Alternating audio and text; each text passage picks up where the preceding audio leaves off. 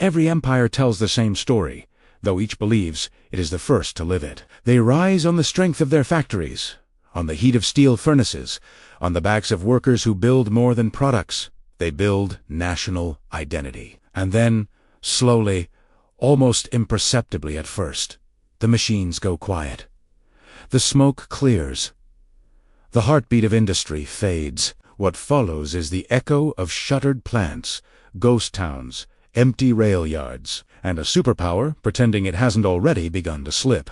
This is the opening chapter of the six-stage de-industrialization cycle, a pattern so old, so predictable, that its repetition would almost be comical if its consequences weren't so devastating. Yet this part is never taught in school. If the pattern is so obvious, why do nations keep walking into it? Because elites grow complacent, financial profits look easier than production, currency privilege becomes a narcotic, and politicians mistake stability for permanence. And this is where the tension begins. America is not approaching stage 4. We are already in it. At the height of the 1890s, Britain was the workshop of the world, a nation whose factories roared day and night, whose shipyards and steel mills defined global power. But the pride of empire often hides the seeds of its undoing. After World War II, as the pound clung to its reserve currency status, something subtle began to happen. Cheap imports flooded in, and British leaders convinced themselves this was progress. Modernization, kayit, even as production shifted abroad and the industrial backbone thinned. In Birmingham and Manchester, cities that had once built the machinery of the modern world, the decline felt like a slow leak. Factories that employed generations suddenly faced impossible competition. Decisions made in distant boardrooms prioritized margins over manufacturing, while elites in London celebrated the rise of finance as if it were a national evolution rather than a warning sign. By the 1970s, Britain, the empire that believed it was too advanced to fail, had become reliant on foreign goods and rising debt, its industrial might traded for a comforting illusion. And the most dangerous part of this story is not its past. It's the fact that America makes the same assumption today. In 1900, Argentina stood shoulder to shoulder with the richest nations on earth. Buenos Aires shone like a European capital to the southern hemisphere, opera houses, grand avenues, a booming middle class. It was a country that seemed destined for greatness. But beneath the elegance was a structural flaw that would define the next century. Argentina relied on exporting commodities, not building industry. Its wealth rose and fell with global prices, and every downturn pushed the nation closer to the edge. As political mismanagement deepened, elites quietly moved their money abroad. Peronist policies promised protection, but delivered volatility. Inflation cycles became generational scars, and when the economy buckled, the IMF stepped in, tying Argentina to debt obligations it could never escape. The golden age faded into a series of defaults that shocked the world. This is where collapse accelerates, not through invasion or disaster, but through policy after policy that erodes a nation's. Argentina shows how fast wealth can reverse when a country becomes a hostage to global forces it does not control.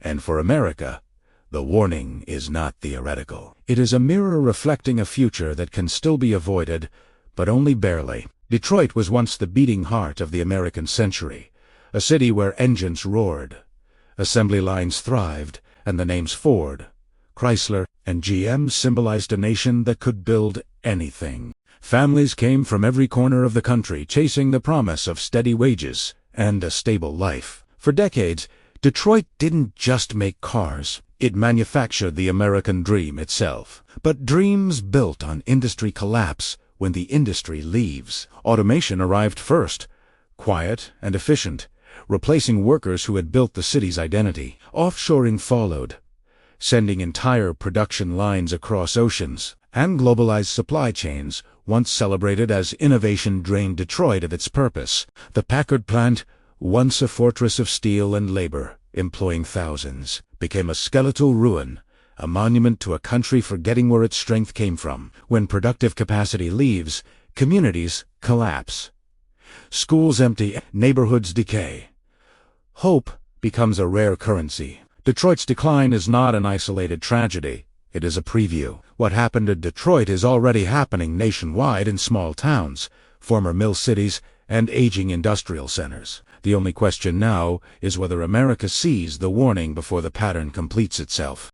Every collapse looks chaotic up close, but when you zoom out, a pattern emerges on almost mechanical sequence that nations follow with chilling consistency. It begins with stage 1. Peak industrial dominance. The moment when a country believes its factories, its workers, and its inventions make it untouchable. Britain lived this confidence in the 1890s. Detroit felt it in the 1950s. America felt it for most of the 20th century. Then comes stage 2. Rising wages and the temptation to outsource. Leaders convince themselves that shifting production abroad is simply efficiency. Britain told this story as imports surged. American corporations repeat it today. Stage 3. Financialization replaces production. Money seems easier to make from credit, speculation, and asset inflation than from building real things. Argentina learned this too late. Britain and the United States embraced it willingly. Stage 4. Debt growth and trade deficits lock a nation into dependence. Consumption rises while production falls. This is the point of no return, and America has already crossed it. What follows is stage 5, social decay and political polarization, where communities fracture and trust evaporates. Every empire that reached stage 5 failed to recover. And finally, stage 6.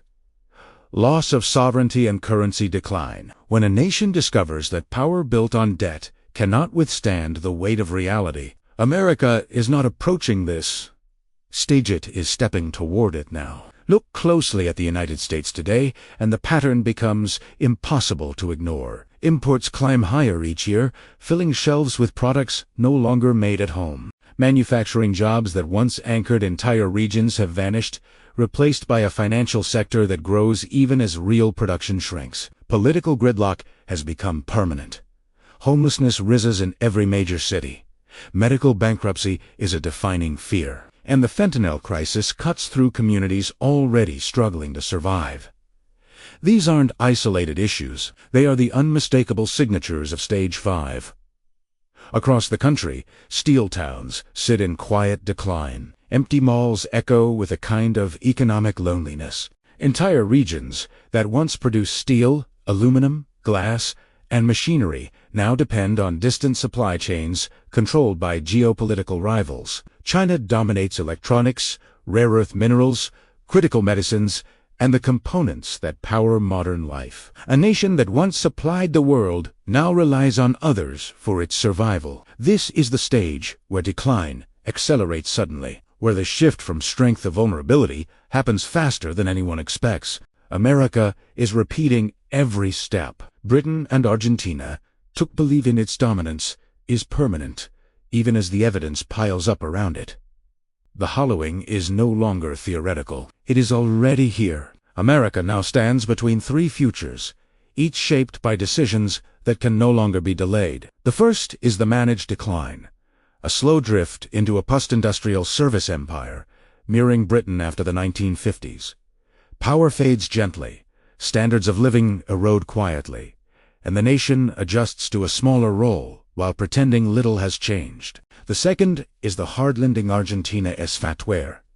A currency shock or debt crisis snaps the illusion overnight, triggering rapid decline, social unrest, and a sudden loss of global influence. History shows this path is brutal, but frighteningly common. The final possibility is the industrial reset, a painful, expensive rebuilding of domestic manufacturing, supply chains, and national resilience. It demands sacrifices no nation has willingly made, and it requires confronting truths leaders prefer to avoid. Yet it is the only path that breaks the cycle. History favors scenarios A and B, but history also warns that nations who fail to choose inevitably stumble into the worst outcome.